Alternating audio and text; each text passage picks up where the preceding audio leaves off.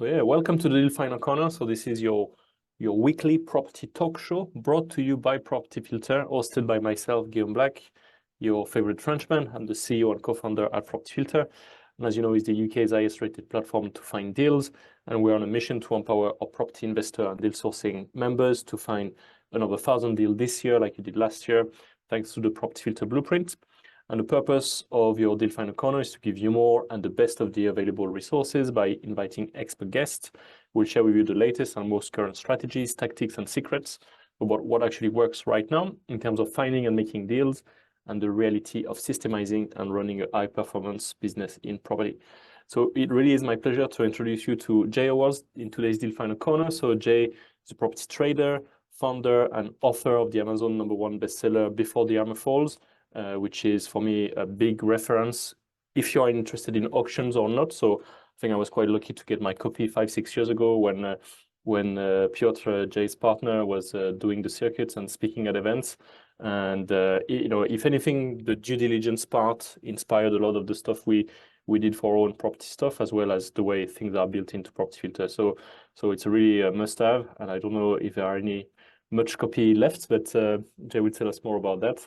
And he's got more than 20 years experience in property investing, auctions, and trading properties from your typical residential all the way to mixed use and commercial properties. So he's also the co-founder of Ahmed, which is going to make the whole thing about selling and buying at auction a lot simpler. So I'm very much looking forward to hearing more about Jay's talk today. So what we can expect, we're going to talk about or not to lose money at auction by looking at a few mistakes people tend to do, understanding how auction can make you money and different ways, thinking about arbitrage and different ways that you can actually buy without buying or make money without buying, and different ways you can make money with trading and underwriting as well. And we'll have some good time, I believe, in the Q&A just after. So again, very much looking forward to hear more about Jay's talk today. So please give a massive Property Filter virtual welcome to Mr. Jay Awards. Thank you. Thank you very much, Guillaume. All of that sounds so much better coming in a French accent. I know.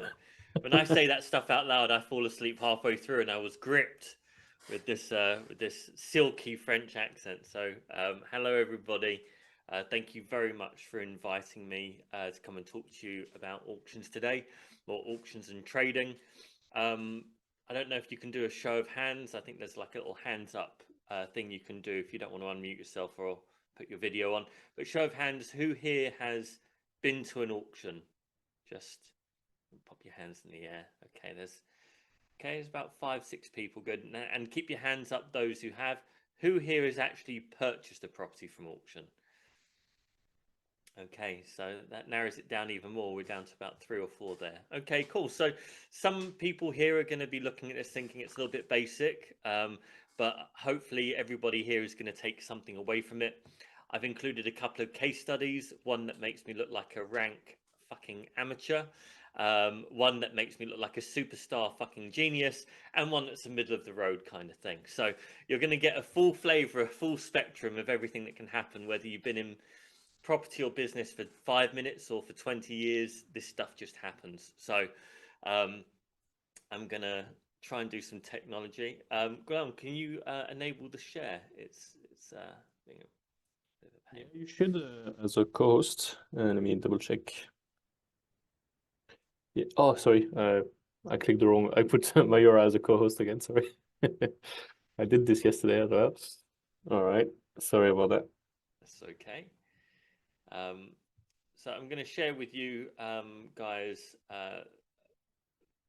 basically a short presentation. Can everybody see what I can see? Can you see auctions and trading 2023? Yep. So this was a talk that I had written in December, and it's a talk I haven't given before. So you guys are seeing it here fresh. And basically, I wrote this just after we made a couple of big mistakes, and I wanted to share the realities of not just trading and auctions, but just doing deals in property. So let's see how this goes. There we go. It should let me slide across somehow. Here we go. So in this presentation, you're going to learn about Hammered, the different types of auctions. I'm going to give you some insights into how auction results work. So if you're looking at some auctioneers and you're thinking about selling and they're showing that they've sold 90% of their properties, I'm going to be telling you what that actually means in real terms. Opportunities and risks. It's always good to talk about opportunities, but it is also quite healthy to discuss risks when we're talking about opportunities. And I'll ask a question a little bit later about risk, and let's see how many people put their hands up when I mentioned that question. You have 3 case studies, so we'll go into that. You have underwriting. Normally this is the bit that everybody loves. It's in one of the bonus chapters of the book. And as Guillermo had mentioned earlier, there are no copies available of that book on Amazon anymore. There's a secondary market that's completely sold out, and we're in the process of redrafting and printing a second edition, so completely updated with all the changes that took place during COVID. Then we're going to have a question time and just some information about us at Team Hammered. So Hammered essentially is a company that I set up with my business partner Piotr Rysnek, and what we do primarily is we help people sell their property at auction. And you think, why would I need to go to you? Why wouldn't I go to an auctioneer direct? Well, we have relationships with auctioneers, which means we can get some preferential treatment. We get priority placement in catalogs. We have an understanding as to not just the auction side, but the investor side of property as well. So we're not just agents. So we're very good at translating the language between investors and auctioneers. Just makes everything go much faster and much easier. The beauty of this business is it costs you, the investor, nothing. We get paid by the auctioneer, and you'll be charged a flat rate by the auctioneer, which is 2% plus VAT. So you basically get us for free. So we have been transacting multiple £1 million worth of deals ourselves and for clients every year since we set the business up in 2020. We do workshops where we talk about auctions and trading strategies, and we empower people with knowledge and experience, kind of talking at an event like this, the book, and other kind of things that we do. So if anyone follows us on YouTube, or if anyone follows us on social media and sees the post that we make, it's normally quite informative stuff. So that's the sales pitch. Hopefully not too much of a sales pitch, but anyone looking to sell or looking to buy, definitely get in touch if it's auctions that you're looking at. One of the things I always say about auctions is auction isn't a strategy, it's a marketplace. Direct to vendor isn't a strategy, it's a marketplace. Befriending estate agents isn't a strategy, it's a marketplace. These are all places where you go to do deals, to make money, to make things happen. So if you're looking at building HMOs, you can go to auction. If you're looking at doing a ground up development, you can go to auction. If you're looking at commercial to residential development, you can go to auction. If you're looking at building a single let portfolio, you can go to auction. Whatever you think you can do in property, you can do at auction. It's tricky to do it with no money down or options, I give you that. But pretty much everything else deal-wise, you can transact at auction and you can get deals done. So there are 2 types of auction. And before 2020, one of them existed, but it wasn't really a discussion. It wasn't a talking point. So the 2 types are unconditional and conditional. So unconditional auctions is what has existed for about 2,000 years, originated in ancient Greece. And essentially what that means is the fall of the gavel, the declaration of sale, a transaction has taken place, and you're bound by the terms of that transaction. It has worked for thousands of years. I don't see why it won't work for another couple of thousand years. It's brilliant. And the beauty of this is, if you ask yourself, how many deals have I made offers on that have got close to exchange and then fallen to pieces, or I've been gazumped or gazundered, or someone didn't want to complete, or this, that, and the other? How much time have I wasted? How much cost have I wasted? How much aggravation have I gone through? It's taken me 6 months, 9 months, 12 months to do a deal. You don't have that problem at auction. The fall of the gavel is a legally binding contract that binds you to the transaction. And there is, generally speaking, at auction every single working day of the year. So there's no reason to not be looking at auctions to get deals done. So that's the unconditional. That's when you're giving a legal pack up front. There's a marketing period. You make a transaction. You do a deal on the day. Conditional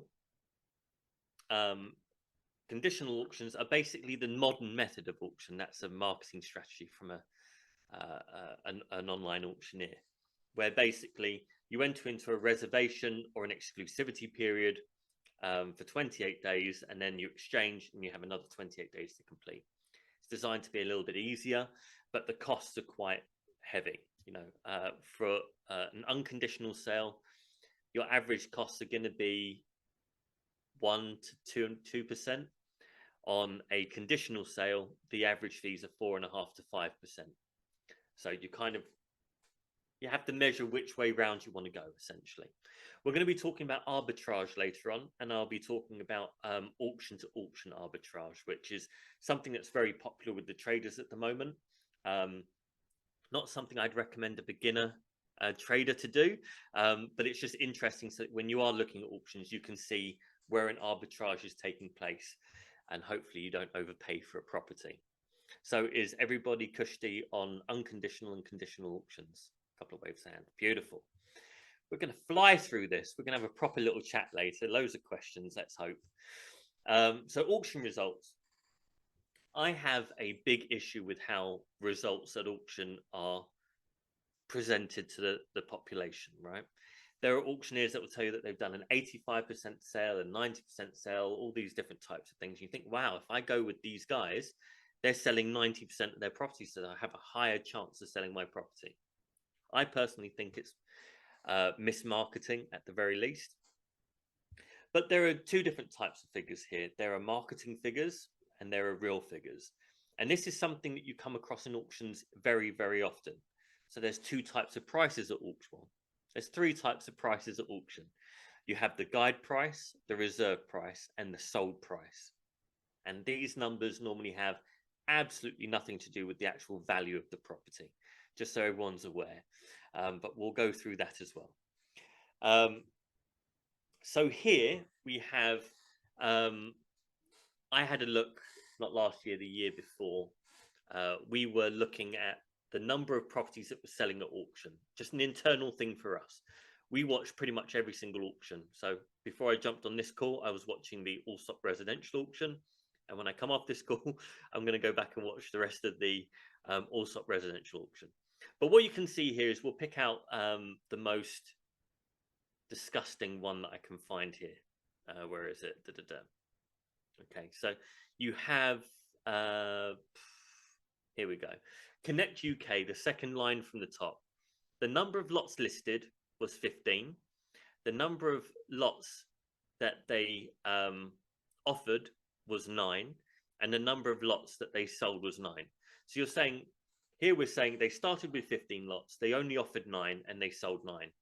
So how the auctioneer works it is they will work it and say, well, 9 out of 9 is 100%. Yeah. And that you think, wow, they're selling 100% of their properties.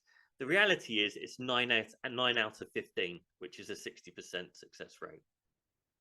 Doesn't look quite so attractive now. So the difference between 9 and 15 will be lots that are withdrawn, postponed, have legal issues, whatever the situation is. So it's important to know why these properties fail to sell.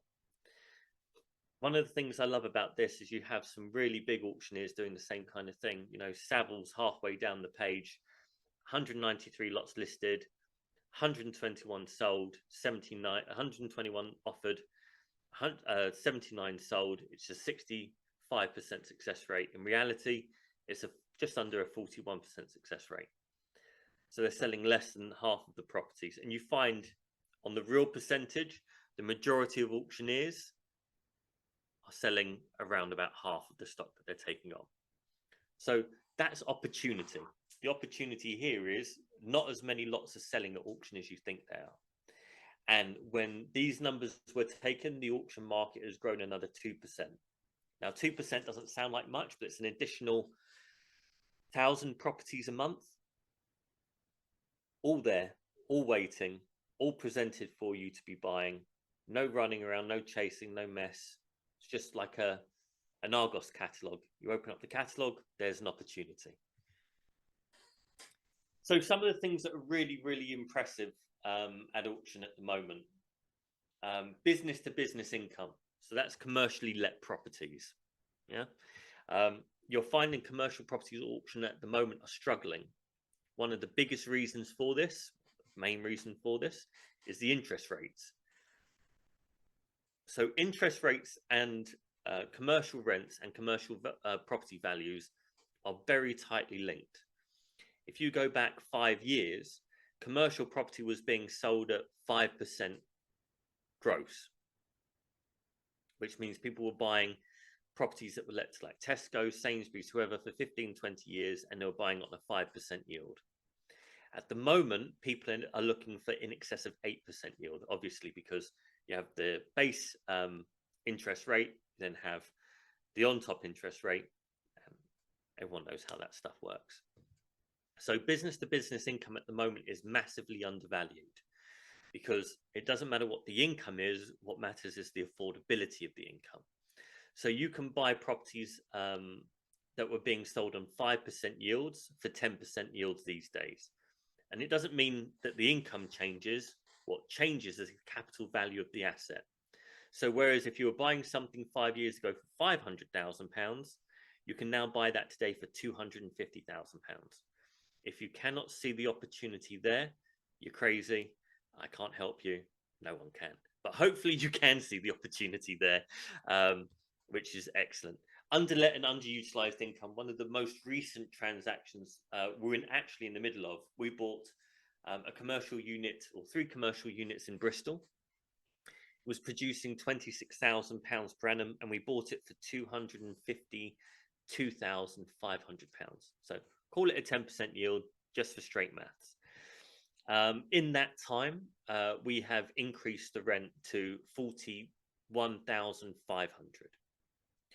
So if we sold that on the same yield, 10%, we would go from 252,500 all the way up to 415,000. So you can see trading very quickly means that we can make over £150,000 in a very short period of time. So that's something that we're doing there. Underdeveloped. One of the things that people are looking at in terms of underdeveloped is airspace rights. So buying freehold blocks, freehold properties, and then doing the permitted development to go up an additional 1 or 2 stories. And they are really very popular.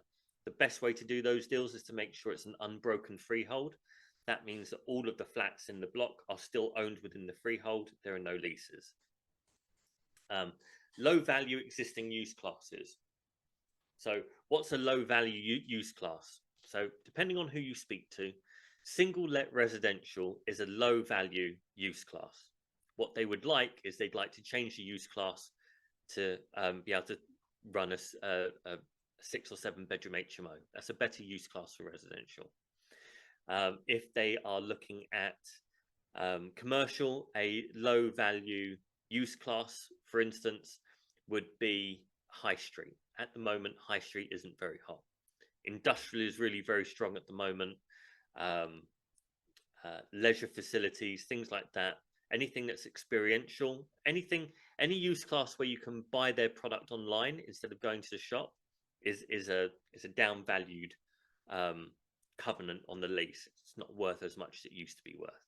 So it's about looking at when they simplified the use classes, what can now move from E to E, class use E, because they used to be A, B, C, D, E, F, and whatever. So it's about finding out what the existing use is, what the existing value is, and what you can do with that will massively increase the value in a short period of time. That's a really big opportunity at the moment. Multi-let, business to business income and breakup. So one of the things that we helped a member of our buyers club do 3 months ago is that they bought a series of 3 shops and 3 2-bedroom flats. We got them to sell off all the flats, which meant that the commercial combined owed them in the deal about £50,000. They then sold off one of the commercials. They're now up £120,000, and they now own those 2 commercial properties for free. Does that make sense? So the entire value of the building They reduced all of their capital in there by selling off all of the residential and one of the commercials, gave themselves a surplus of £120,000 and 2 commercial properties that are let for life that owe them 0.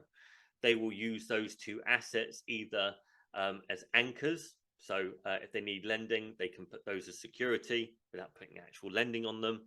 They can do so many different things. So it's a really good way of using assets without over leveraging your position or without diminishing your income against interest rates, etc. So that's a really good one. CGI side plot and corner plot. I always mention this. I've got no respect for it, but I always mention it. Some traders, they will buy a semi-detached, detached end of terrace house. It has a wide side garden. What they do is they'll title split the side garden off and then put a computer generated image of another house next to it. They'll sell the house for the amount that they paid for the entire thing, and then maybe they'll make 20, 50, 100, 150,000 pounds on the side plot. That's something that quite a few people are doing, and it's relatively affordable. There's a guy in Ukraine that we get to do our CGI work, and it's like £500, and it looks like you've got a beautiful house next door that doesn't exist there just yet. You can do the same thing if there's a double garage. We did this in Welling in Kent last year. We bought a building for £350,000, residential road, decent value road. It was probably worth 375. So on a discount to market value, you'd say that was less than 10% discount. That's not a great deal, but we traded it straight away into auction. That deal took us 7 weeks from start to finish. So from the point of us exchanging to the point of us completing with the auction buyer took 7 weeks in total, and we made £54,000. It sold for like £414,000, something like that. So just with the CGI, we basically followed the CGI of similar developments on that road and neighbouring roads. They've all done big double-story side extensions. Some of them have cut it into 2 houses. Some of them have just created a granny annex, that kind of thing. Blocks of flats. This is something that's coming to auction quite a lot at the moment. Who here knows Home REIT, the social housing provider that overpaid for everything and went bust? They're selling everything, almost everything. And you're seeing a lot of blocks of flats with sublet tenancies in their CICs in place that they're dissolving. Real mess. But if you were to buy those blocks, you can title split them off and sell each flat off individually, whereby the sum of the parts are worth more than the whole, and you can make profit from that situation. So splitting up freehold blocks seems to be the way forward. Other people are, of course, buying the blocks to actually do social housing, whether it's for immigrants, whether it's for women's refuge, whatever it may be for, disabled people, army vets, that kind of thing. Multi-use, multi-value add and multi-exit. We always talk about multi-exit. There's not a single deal that we've done in the last 5 years where we haven't had at least 3 alternative exits to cash out and make money and get the deal done. We normally have 3 or 4 different ways to add value to every property. And we're normally buying assets that have multiple uses. For instance, the 3 warehouses that we recently purchased in Bristol, they would have been good for a dark kitchen. They would have been good for warehousing. They would have been good for automotive storage. It would have been good for anything like that. So it had multiple ways and multiple uses for different people to kind of come in, rent it, and for us to make some money. So risks. Here's a good question. Who here knows what their risk profile is? Okay, lots of people looking blankly at the screen. Brilliant. Okay, so as an investor, it is really important to know what your risk profile is. There are some things that you should be doing, and there are some things that you absolutely shouldn't be doing. For instance, I should be trading, which is a highly risky strategy, but I'm a trader by nature, so it works for me. What I shouldn't be doing is any kind of physical labor whatsoever. Do not invite me round to paint a wall. I will fuck it up somehow. It will break. Something will go wrong. I should not be doing a ground up development. Guaranteed. Don't let me do that either. The risks involved with me coming out of the ground on a development are far too high. So if you haven't done a risk assessment, you can actually, it's not a personality test. It's they give traders at banks, when they're training them, they're going through university, they make them take risk assessments, because what they're trying to find out is where they should be placed on a trading floor, what commodity, whatever it may be, because you have to be placed specifically. It's not just a case of, I want loads of income, so I'm going to do HMOs. What is your risk strategy? Play to your strengths, identify your weaknesses, don't lose money. So if you don't have a risk profile, highly recommend you figure that one out. That would be massive value to anyone. So risks at the moment, especially if you're buying or selling at auction, is single unit, single digit yield. If you're selling something at auction, it's got a 6 or 7% yield, you're going to have a bad time. I think it's a difficult sell. Single value add, single exit. If you're only going to be able to do a light refurb, stick a tenant in there like a BRRR, just having that single exit, that single way to add value, I think is dangerous in the current market. Developments, I don't know if anyone pays attention to how many developers go bankrupt every single year. And the chances are there are some property educators out there who are developers who have been bankrupt several times. You can always check that one out for yourselves. And listed buildings, I put listed commercial because I hate listed buildings. Talk about a really quick way to lose all your money. And to the removal of lots of PD rights and things like that. It's an inflexible element that operates against the building.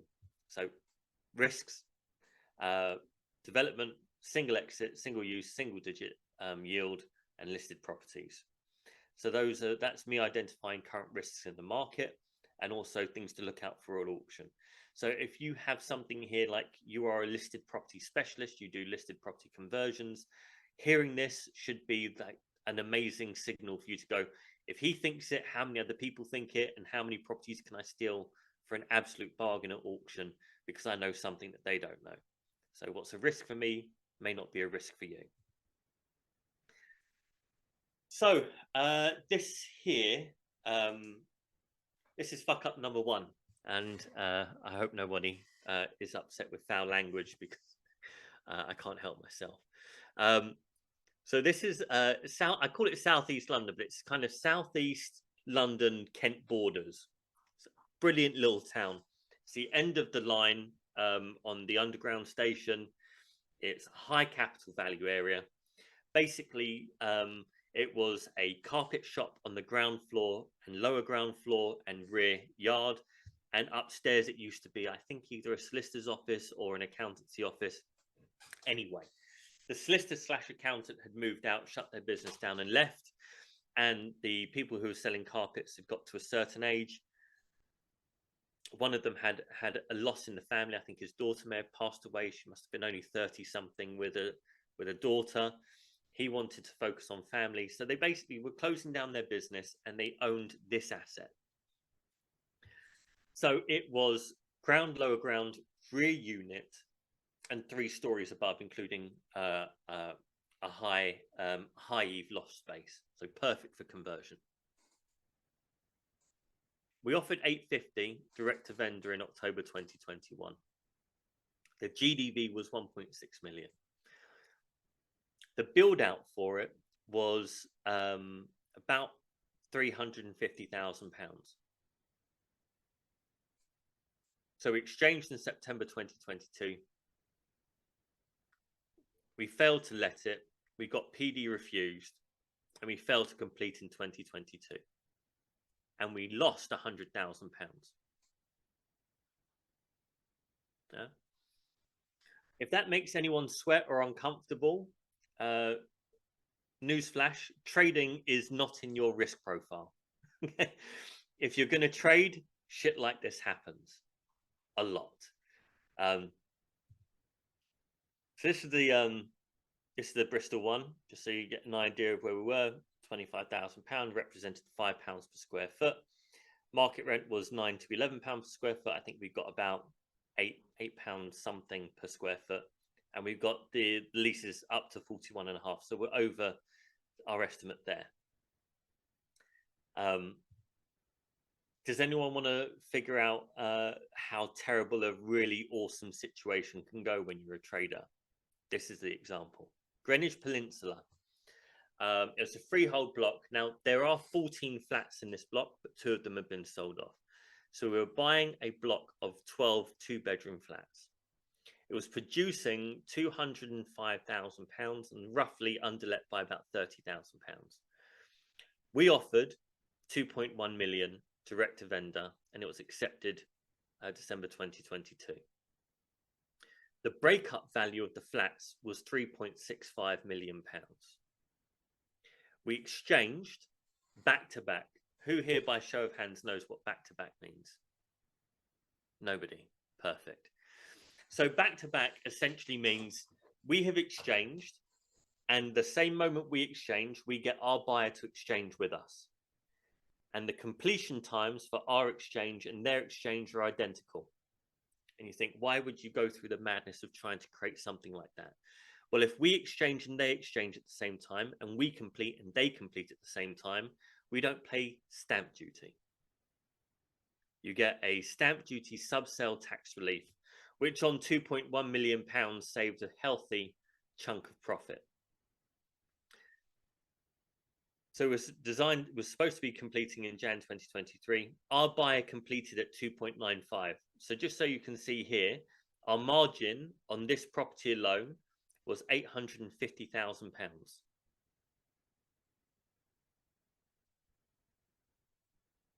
So no deposit, no stamp duty, and I think the legal fees end up being about £2,000 there. So you can see losing £100,000 here isn't the worst day that we could possibly have. We did a deal maybe 4 years ago, or 5 years ago now, where we bought a series of 4 workshops in Tooting for £212,000. We got permitted development, or PD, or prior approval. Not PD, prior approval for change of use under Class B1C, which no longer exists. And we sold them for £650,000 within 7 months. So we made about £450,000 on that as well. So that gives you an idea on, and just so you know, this may have been direct to vendor, but when we were supposed to be completing, we were going to stick it straight into auction with the PD. So this didn't work. So just so you know, we trade everything. We don't hold anything apart from a brick wall in Fulham, but you can ask me about that later. But this one was going to be bought for $850 and slammed straight into auction for $1 million. And maybe it would have sold for $1.05 million, maybe not. But we would have put it in with a guide and reserve at $850. So if it sold, it sold. If it didn't, it didn't. But we didn't do this deal. This we bought from auction. This was a local auction in Bristol called Mags and Allen. And we had attempted a sale a couple of months ago in the Acuitas auction, and it sold for $350. So about 50 grand below what we thought it would do, but still £100,000 profit instead of 150 is better than a kick in the teeth. I'm sure you'll agree. And the Greenwich Peninsula one, as you can see, £850,000 back to back, and that took 4 months because negotiating, lining everything up, blah blah blah blah blah.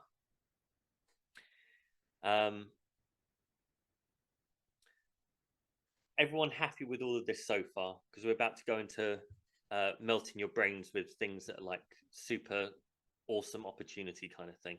Who here has read our book Before the Hammer Falls? Just a show of hands, anyone? Okay, cool. Who remembers the chapter on underwriting? Yeah. Change your life? I can hope so. Okay, if it didn't change your life, this is what underwriting is. Now, everybody has heard of underwriting. If you think you haven't heard of underwriting, it's just because you're not listening, right? Every time you go for a mortgage, the underwriter has to approve the debt, right? So you've heard of that kind of underwriting, bank underwriting. If you've ever listened to an insurance advert on the radio, they all say that all car insurance is underwritten by Lloyd's Banking or UK Insurance Limited or whatever. So underwriting is where an insurance policy comes in and they underwrite essentially the debt, they underwrite the value, they underwrite something. Essentially what underwriting means is guaranteeing. Yeah. So if you don't like the word underwriting, use the word guarantee. So imagine a scenario. You go to auction, you see a property you like, it's guided at £200,000. You approach the auctioneer and you say to the auctioneer, I would like to underwrite this property for £250,000. I'm keeping this math super simple because I am super stupid when it comes to numbers, unless I've got a notepad, a pen, and 15 minutes peace and quiet to myself to work it all out.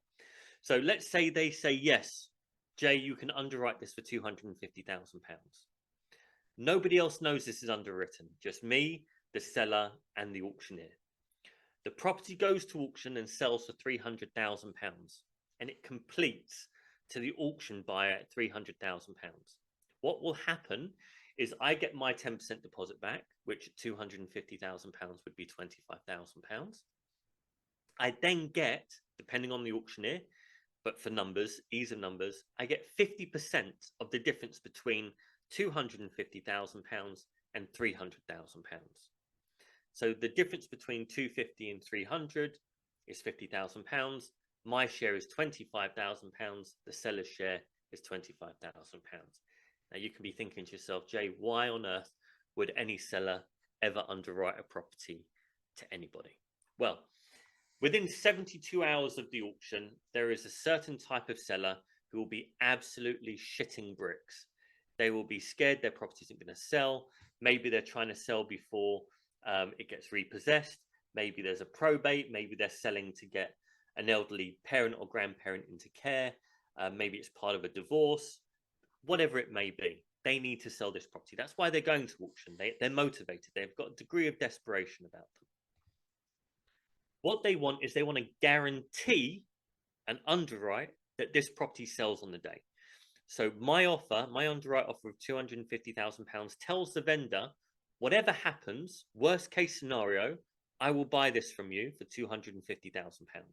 Now, if it sells for more, we will split the difference. Does that sound fair? Most people are like, yeah, that's fine. I would say 80% of underwrites sell to the underwriter. Maybe 20% make money. Some lose. But we're going to go through those as well.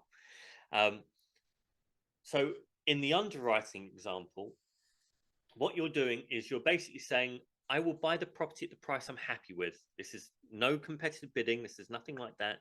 This is your price. If they agree to that, you're either winning it at this price or you're getting an uplift in profit. Now, one of the things that the vendor has that keeps the underwriter on the hook is, let's say it sells for 300 in the auction, but the buyer at 300 fails to complete. You are on the hook to buy it for £250,000. Okay, that's the quid pro quo. That's the balance here between you and the seller. So here I'm going to share with you. We've got 2, 4, 6. I'm not even counting. 1, 2, 3, 4, 5, 6, 7. I've got 7 examples of underwriting here for you.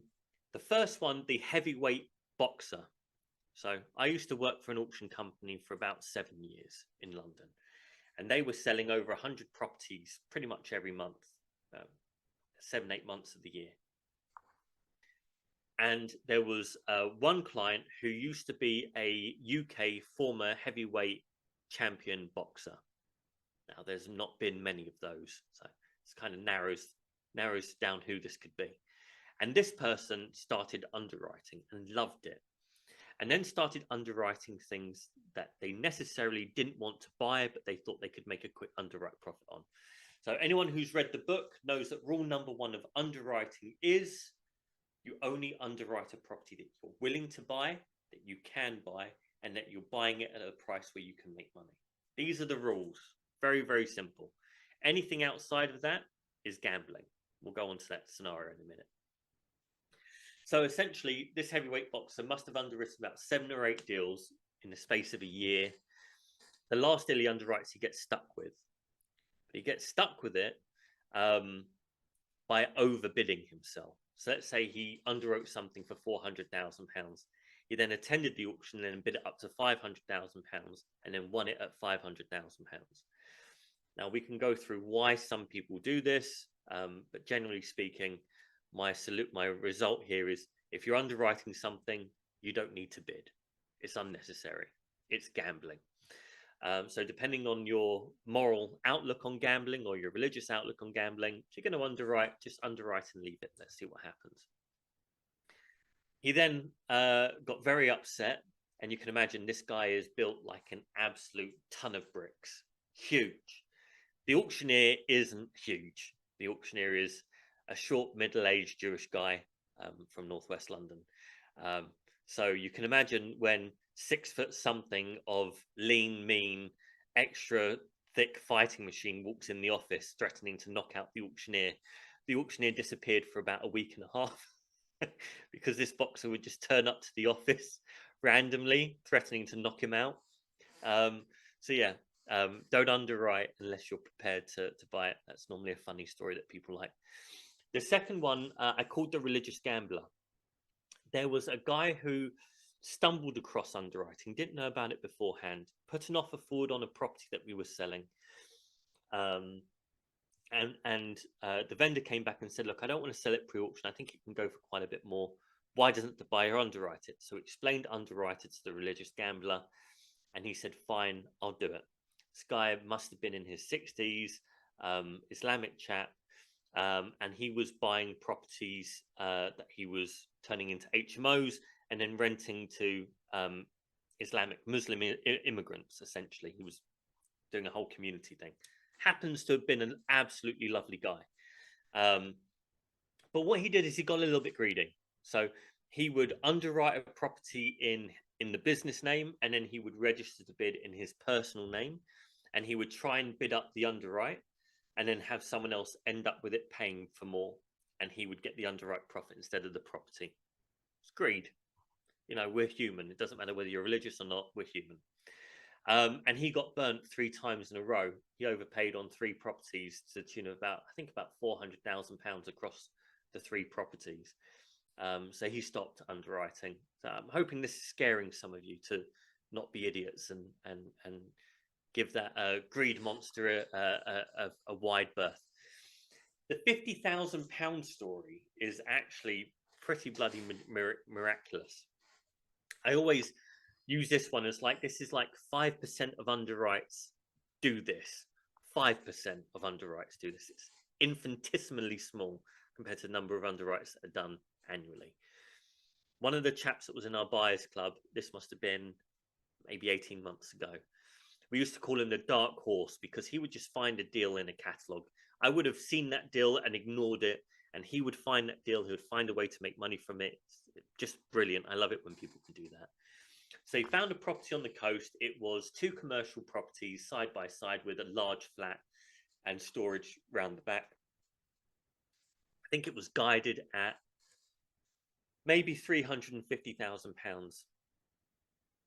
No, £300,000. He underwrote it for £400,000, and it sold for 495, give or take a couple of grand.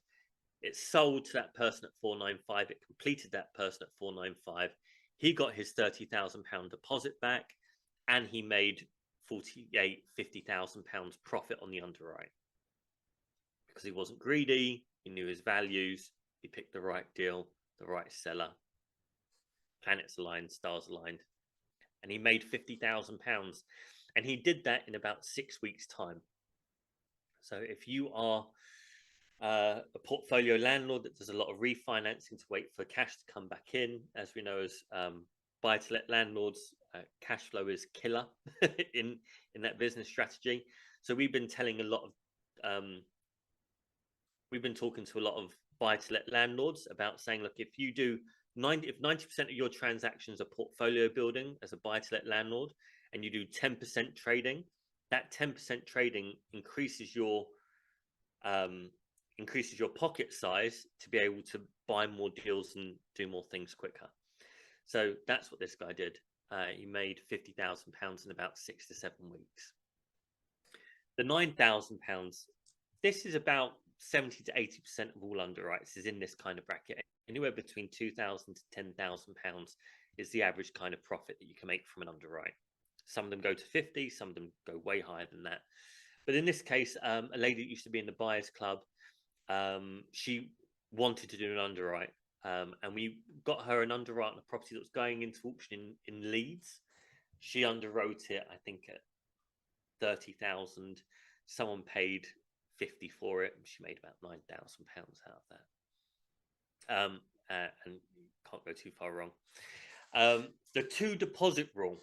So if you are thinking, I like the idea of being the religious gambler guy, I like to live life risky, if your risk profile allows for it, 2 things you have to be aware of. Well, it's the one thing, but it comes across as 2. Every time you underwrite a profit at the underwrite price, same thing at auction, you have to put down a 10% deposit. Yeah.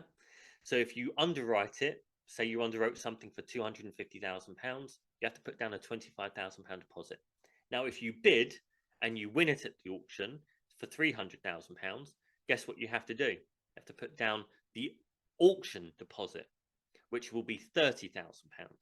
The number of people who have done this and not had the cash available to put down a £25,000 deposit and a £30,000 deposit is obscene. The amount of people that have lost money doing that. So if you are going to gamble, this is not an endorsement or a recommendation to do so, but if that is what you fancy, you like living life on the risky side, or you're just super knowledgeable about certain types of assets in certain areas, and again, you're willing to tread where other people won't, be aware of the 2 deposit rule. It can cause a lot of problems. And £33,000, we underwrote a property, myself and Piotr. It was an office block that looked like 2 semi-detached houses. And it was let out to a solicitor's company. It was producing about £50,000 per annum. We bought it for 600. I'd say we underwrote it for 600,000, and it sold for about £667,000. So we made about £33,000 on that. We didn't register the bid. We did nothing like that. We underwrote it and we let it go. The reality is we're still kicking ourselves about this one today. I would have paid £700,000 that property, cut it up into 3 terrace properties. It was L-shaped, parking in a small kind of grassland green area, and it would have been worth about 1.8, 1.9 million where it was in Bristol. So whilst we made £33,000, we would have made so much more waiting for it to go vacant, getting the planning, obviously not building it. I've already made my risk profile very clear to you all, but building something's not for me. So that's underwriting. Is everybody square and clear on underwriting? If not, we will have time in the question zone. But there you go. I have absolutely flown through this. So what we have here is just ask what it takes for us all to make money. I'm a big fan of collaboration. I'm a big fan of, if I can make money and you can make money, we should be making money. Likewise, if there's anyone else that you're talking to, if you can do it ethically, do so. There is a quick link on this screen, quick.hammeredauctions.co.uk. This will tell you all the properties that we are listing for sale for clients. If you're looking for anything specific, there's a link in there to our newsletter, where we talk about, we do blogs talking about auction results, and we write for Property Investor News magazine. We do all of these different types of things. Joining the newsletter is free, obviously, but hopefully if you have an interest in auctions, that will be super valuable for you. And every once in a while, we also put on there, when we're releasing videos on YouTube, we have a YouTube channel called Property Auction Hunters, and we do that with Safe Jersey, who is also a trader. You have my personal contact number there. It does have 666 in it, so if you are religious, I apologize in advance. I guarantee you I am not the devil. There are very few circumstances in which I would be devilish, but overall I'm a good guy.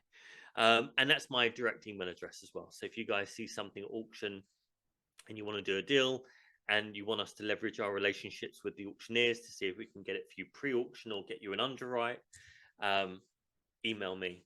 And that's something that we can do if that's something that you guys are looking for.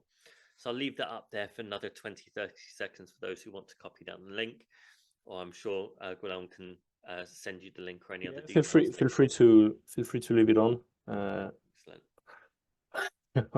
Thanks so much. Thanks a lot, Jay. That was quite, I mean, that was awesome and also quite entertaining. Lots of good reaction in the chat as well. So really appreciate your time. I did copy the link in the chat if you want to have a look.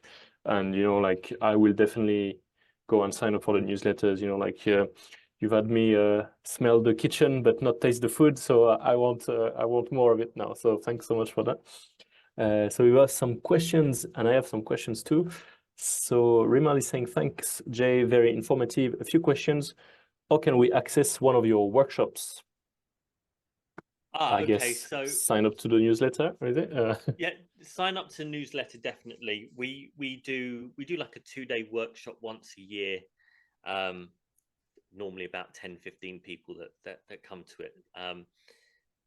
And it's a jam-packed thing. I know probably a lot of people say that, but people walk away with their brains falling out of their ears at the end of it. We kind of bombard a lot of information in a short period of time. We're in the process of speaking to Hanif and somebody else with regards to putting something a better formula, a better structure in place.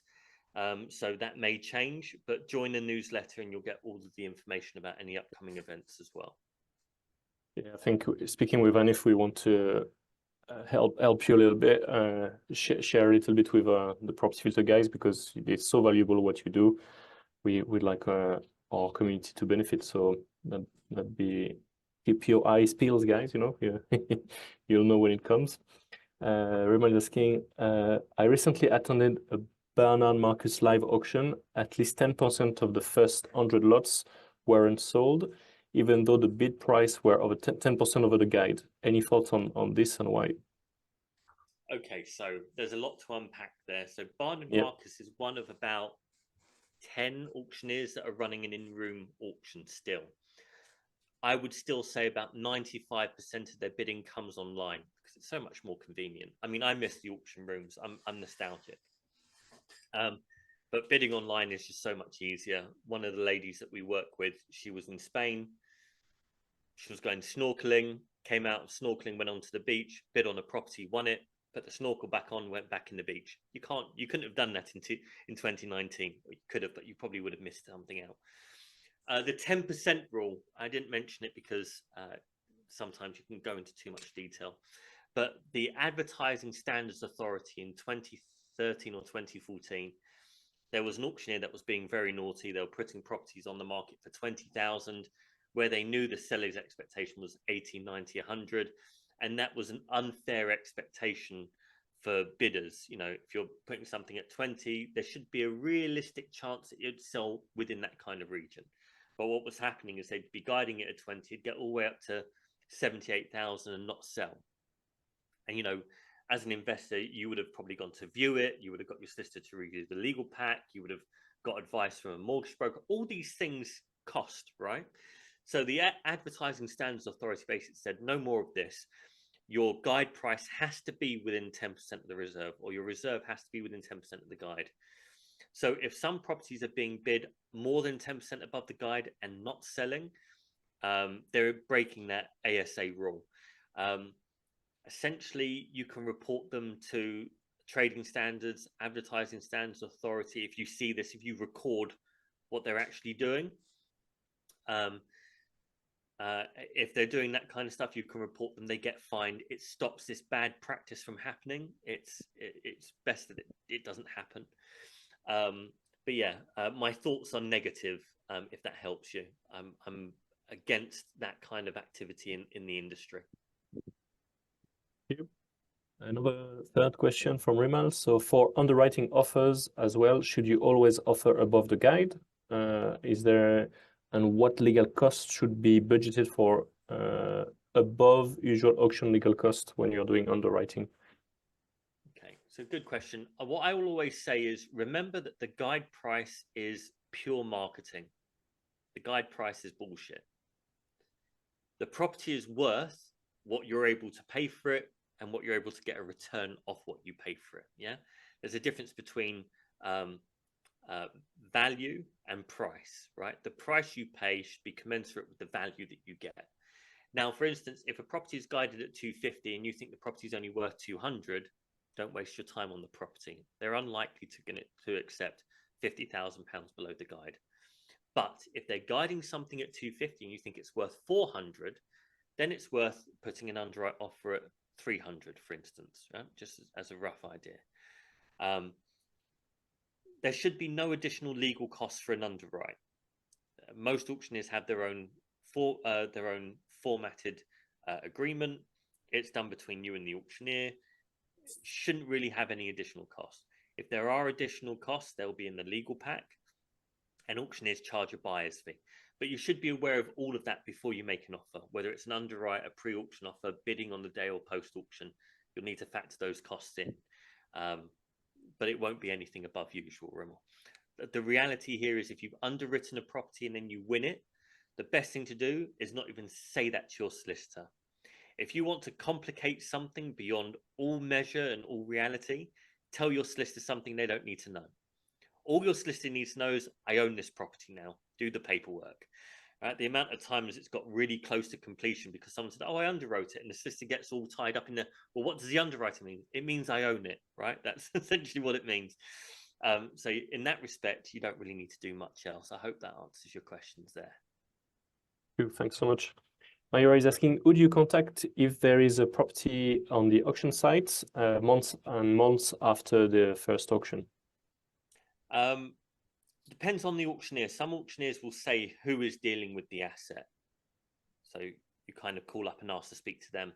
But the reality is, if it doesn't say who it is, you call up and ask to speak to the person dealing with that asset. If you're not confident in doing that, or you want help, you can ask us. We obviously charge for helping people get deals at auction. But if it's an auctioneer that we know really well, or even a seller that we know really well, we can make things happen. But ideally, the reality for auctions is the auctioneers are there to be spoken to. A lot of people are afraid to talk to them because they think they're going to try and do something dodgy. But in reality, if an auctioneer doesn't know that you're interested, they don't know how to manage the seller's expectations, and they don't know how to make the deal happen for you. So communication is really important. Awesome. Lots of very good feedback. Some people have been giggling as well as getting lots of value, so well done. Sorry, I skipped this one. Michelle is asking, any advice on reading legal packs? I would like to purchase pre-auction, but the solicitor charge £800 per pack. Is there a middleman to support this for cheaper, or anything you can advise around that? So I've got a couple of degrees, and one of my degrees is a law degree. I did law, and I did the LPC, and I did 18 months of a 2-year trading contract, which was a violent waste of time in my circumstances. Very valuable degree. So we read pretty much all the legal packs ourselves. And then what we do is, if we have any questions or we want things clarified, or if we think we don't know if something's missing that we should ask for, then we get the solicitor to do a report and title. £600 sounds expensive. It sounds very expensive, but I don't know what the going rate should be because we do all of that in-house. My advice to you, Michelle, is to pretty much try and read everything yourself. Before you buy a property auction, ideally you should be watching auctions for a year to see how things work, and you should be reading as many legal packs as possible. And if you're not sure of something, whack it into ChatGPT and say, what does this mean? And ChatGPT gives you an approximate answer. So that process is educating yourself, and it should be adding value to you as an investor, whether you're using your money or other people's money, anything like that. Becoming more sophisticated and more knowledgeable only increases your value proposition as someone to be invested in, or as a direct investor. Yeah, that's There really used to be a company called AucSpace, AucSpace. They went bankrupt. But essentially what they were doing is they were using technology, an algorithm of some description. I don't think it was AI backed, it was something else. I'm not technology, so someone else would know better how those algorithms work. Anyway, they had this whole back-end system, and what they were doing is, if you told them which lot in which auction, they would then have this whole back system. They had 5 or 6 solicitors in the background that would review the packs and then filter out an entire report for you saying this is what you should ask for, these are where your risks are, these are where your opportunities are. It's a brilliant bit of software. It's a shame it went Pete Tong. There are a couple of mistakes made by that developer and their business development team that basically pissed everyone off. Every single auctioneer, barring about 2 or 3, hated them. So their business died out. But they were doing full legal pack reviews for, I think, like £90 or £99 plus VAT. It was super useful, and we did a shout out for them. I've done posts on them. They died out, which was a super shame. But yeah, there's no real way to skip that part of the process, sadly. So thank you very much. So Sheila is asking, what happens when you get more than one person who wants to underwrite? Okay. So I talk to auctioneers every month, and I've been in auctions for about 20 years, or 16 years fully as buying and selling, 7 years operating within auctions. I've only seen this happen once, this coming story. So it doesn't really matter about the numbers. So seller agrees to underwrite the property to underwriter number 1. 3 weeks later, 2 days before the auction, another underwriter comes to the table, but they're like 100 grand above. So the auctioneers have a conversation with the seller and the first underwriter, and then they have to agree to allow the underwrite to happen from the underwriter's price up to the second underwriter's price. If this is sounding confusing to anybody, it's because it is confusing and it should never happen. Essentially, if a property is already underwritten, the auctioneer would say the seller does not want to underwrite this property, or underwriting isn't available. And you can't really read into that, because they'll be saying that about properties that sellers just don't want to underwrite anyway. It's a real pain in the ass to try and underwrite a property twice. It's a good question, but realistically, it's one underwrite per property, and it tends to end there. So if it then sells for above, does the second underwriter gets the difference from the first one and the first Yeah, one, so and then yeah, do you get a split of the split? Or... seller was getting 45% of the uplift between his price and the first underwrite, and then they were going a third on the difference between the first underwrite and the second underwrite. It was redonkulously, just completely stupid. Which I think enough auctioneers have said that to each other, and I've told enough of that story. No auctioneer does it. The accounting exercise behind it is just not worth the 2 grand an auctioneer would make from it. So you happy, Jay, to stick for 10 minutes? There's more interesting questions. yeah, definitely. So you mentioned about single value add on the risk. So are you just staying clear of any of these? If there's only one way to add value, or do you just eliminate these properties? Yeah, so I mean, to go into a little bit more detail on that, I would say our general rule of thumb, and this isn't like a blueprint, but every property we buy, exit number 1 is trade it straight into auction. Don't open the door, don't paint anything, don't do anything, don't talk to anyone. Just buy it here and sell it here and try and make 10, 20, 50, 100,000 pounds, whatever it may be. We don't care, just as long as it makes us money. Our second exit would be, is there some way to get a commercial tenant in? Is because we mainly buy mixed use / commercial properties. That's the main stuff that we buy. Is there some kind of planning gain? Is there some kind of title split gain? Is there some other fancy way that we can divest or multiply the value of the asset in a short period of time? So we will not buy something solely to trade it, because what if it doesn't sell at auction? How many times are we going to keep recycling it into auction before we start losing money? So exit number 1 is normally trade. Exit number 2 is planning uplift. Exit number 3 is income uplift. Exit number 4 is title splitting. So we always go through any property that we buy has to be able to facilitate 3 or 4 of those routes of exit. Because what that does is it spreads your risk of something not selling at auction to be able to do X, then sell at auction with that value uplift. If that doesn't work, then do Y, then sell at auction. I mean, everything we do, we sell at auction. So I hope that kind of helps. I've never thought to myself, I'm going to buy this 3-bedroom semi-detached house sink £200,000 into a refurb and extension and turn it into a 7-bedroom HMO. I've never thought to do that, because if I bought the 3-bedroom house, chances I bought it close to market value. Then you're sticking 200 grand into a refurb. And then what if Article 4 comes in? What if this happens? What if the tenants trash it? It's just too much aggravation for me. And once you've sunk 200 grand into an asset you've paid market value for, you have no other exit. Zero. Maybe you can get better income, but chances are you're going to have to keep refurbishing the asset to keep it up to nick, so whoever buys it. And bear in mind, the yield that you bought it for is not the yield that your buyer will pay for it. Yeah. So just because you can get a commercial value with Shawbrook or whoever doesn't mean a buyer will pay at that commercial value. So these are just things these are risks that we see from our side as people that wouldn't do those deals, but it's different deals for different people, I think. All right, thanks so much. On when you're on the hook, when you underwrite a property and then it sells for a higher price, and then this person doesn't complete, at which point do you then reset the clock, or does the gavel fall for you and you actually exchange and complete? Do you have a further 28 days when they fail to complete, or?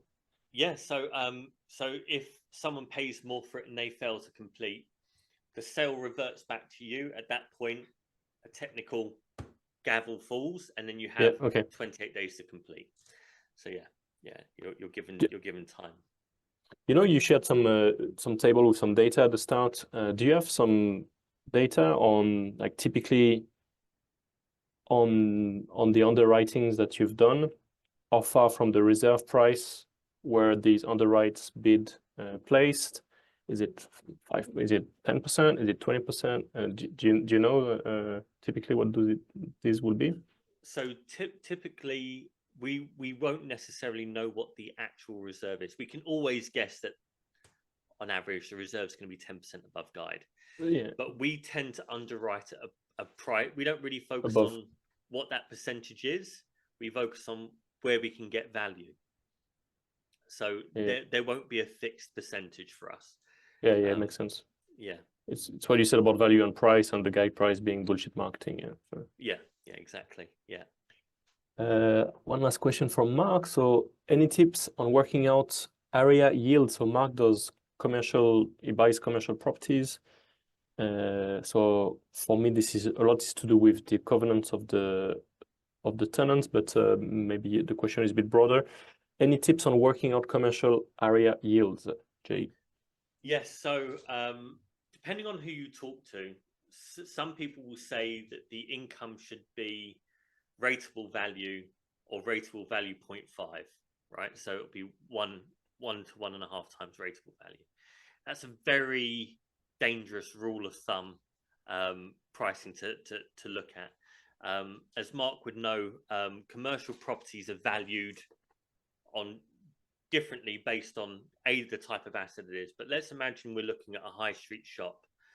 The first X number of meters where there's a window is going to be zone A. Then you have zone B, zone C, and then all the way in the back where the toilets are and the storage is zone D. So the rating agency will be rating the value of those different zones differently.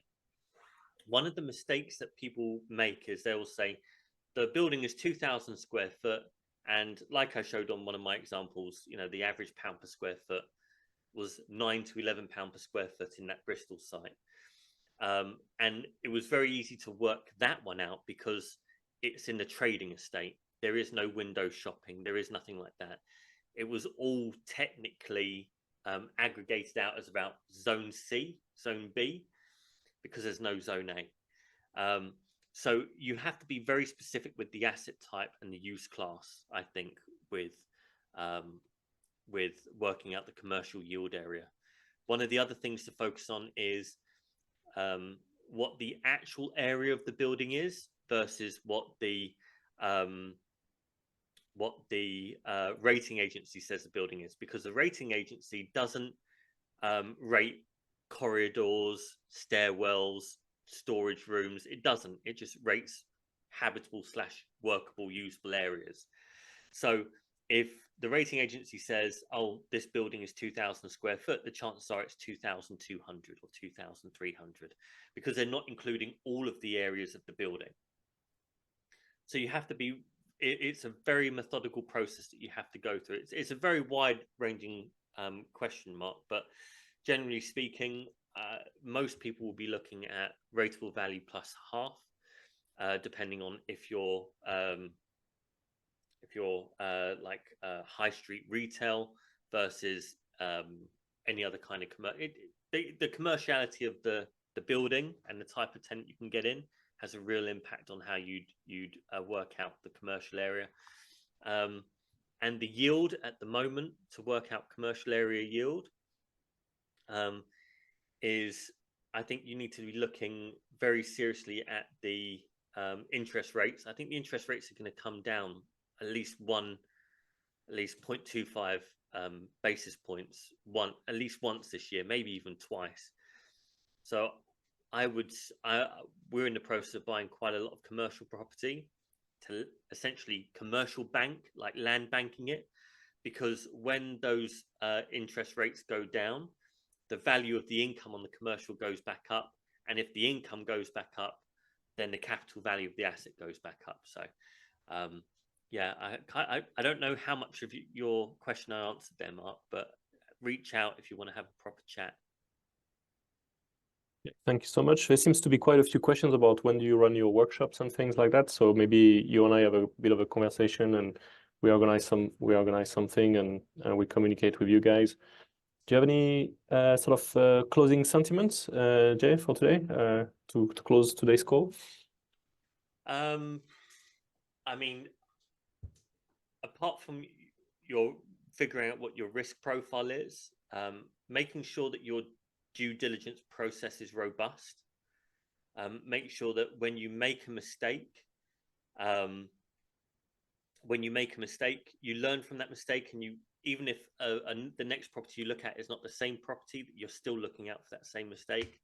One of the things as a trader is that we quite luxuriantly make a lot of mistakes, but because we trade quickly and we're making lots of capital events, income coming in, it's very easy for us to learn very quickly. I think if you're a buy-to-let portfolio landlord, you're probably not doing more than 2 or 3 or 4 transactions a year, maybe. We could be doing, one of the guys we work with does 15 properties a month. Another guy does 160 properties a quarter. So you learn really very quickly. What I'm basically saying is you can learn as much as you like, but the only real way to learn and to get things done properly is to actually do it. Don't be afraid to make mistakes, but be smart. You can limit the risk of making mistakes just by being smart. So, and don't be motivated. Don't be a motivated buyer. Don't be a motivated seller. Be an opportunist. Thank you so much. Don't be motivated. Don't be greedy. Be smart. Be an opportunist. Yeah, thanks so much for sharing this. It was super valuable. Thank you everybody for joining us on today's Deal Finder Corner. Reach out to Jay if you've got any questions on auction. Do check out the link and subscribe to the newsletter and the different things up here. I'm going to do the same right after this call. In the meantime, visit propertyfilter.co.uk, log on to your Property Filter account, check out the deal blueprint where you can define your goldmine area, engage with motivated sellers, assess properties in seconds, load your pipeline and make deals, have an endless supply of deals, join the top 1% and become a high achiever deal finder. I hope you liked today's Deal Finder Corner like I did, and I look forward to seeing you next week. Jay, everyone, thank you so much. Have a great one. Really appreciate it. And yeah, we have lots of amazing feedback. So one of the really great sessions we've had. So thank you so much.